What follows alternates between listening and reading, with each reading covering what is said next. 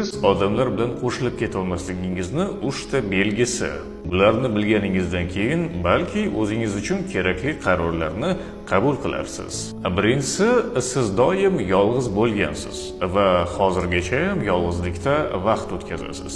Hayotingizda qiziqarli narsalarni qilib ko'rmagansiz, yangi narsalarga urinib ko'rmagansiz. Shuning uchun ham hozirgi hayotingiz juda zerikarli va o'zingizga yoqmay qolgan.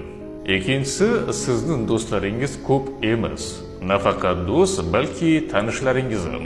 Sababi yuqorida aytib o'tganimizdek, doim yolg'iz bo'lganingiz uchun. Buni salbiy tomoni ham bor. Siz odamlar bilan tanishishga qiynalasiz. Tanishishni xohlagan odamlaringiz ham suhbatda sizdan tez zerikishadi. Qanday qilib qiziqarli suhbat olib borishni bilmaysiz. Uchinchisi, siz uyalchang va tortinchoq odamsiz. O'zingizga bo'lgan ishonchingiz kam. Fikringizni bildirishga qo'rqasiz. Siz tanishmoqchi bo'lgan, siz suhbatlashayotgan odam xuddi sizga o'xshagan oddiy odamligini tushunib yetmagansiz. Bularning hammasi o'ziga bo'lgan ishonchni kamligidan bo'ladi va bularni to'g'rilash uchun men sizga o'ziga bo'lgan ishonchni oshiradigan qo'llanmamni olib o'rganishni maslahat beraman. Uni olib o'rganganingizdan keyin odamlarni sizni hurmat qilishni boshlaganlarini va o'zingizga bo'lgan ishonchingiz ortganini sezishni boshlaysiz.